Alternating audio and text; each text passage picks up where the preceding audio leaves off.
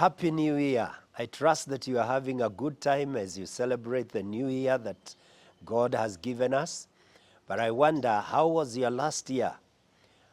For some of us, the year was just a year that passed. For others, it was a great year. And I'm sure that there are some whose year last year was very, very bad.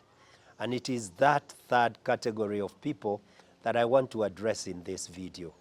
My name is Karita Mbagara. I'm the senior pastor at CITAM Valley Road. And I want to start by saying, I was reading the book of Revelation, and I was considering what happened to John the Revelator. John had been a friend of Jesus, had walked with Jesus, knew Jesus very closely. But when Jesus ascended, John was left in the world. And at this particular time when he's writing the book of Revelation, he had been exiled to Patmos, a very rocky island, abandoned there by the Caesar of Rome. Things are hard, they are thick, and he doesn't know what to do. He's, you can imagine that it is not a very happy time.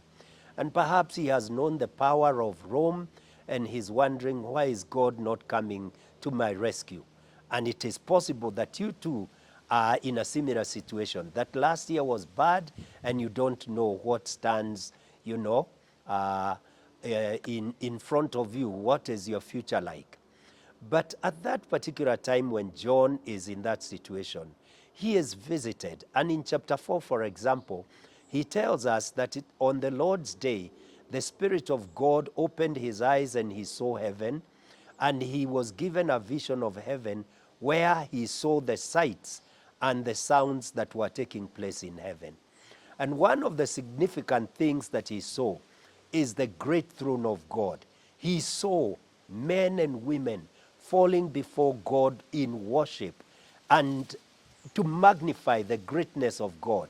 In this way, I think it was communicated to him that God was still in the throne. Despite his circumstances and the things that were happening, God was still in charge of everything that was happening. And I want to tell you, maybe last year was bad, but God is still on the throne. And he will change our circumstances in the days that lie ahead. Let us trust and put our confidence in God. I think the second thing that I want to point out is that when he saw the throne of God, he saw the rainbow surrounding the throne of God. And what that must have meant for John, who was at this particular time perhaps discouraged, was that the omnipresent masses of God were available. So God is a merciful God, and he was going to help John. And that's the message I want to give you in this new year.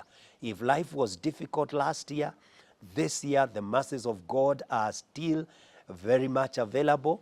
And beyond that, God is seated on the throne. He is the one that is worshipped by every creature on the face of the earth. And that being the case, you can face the future with great hope. Hope beyond human comprehension and human understanding.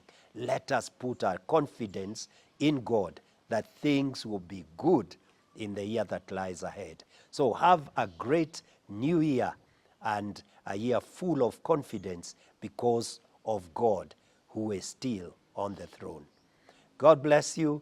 If this is a blessing to you, you know somebody who can benefit from it, please share with them. And have a blessed 2025.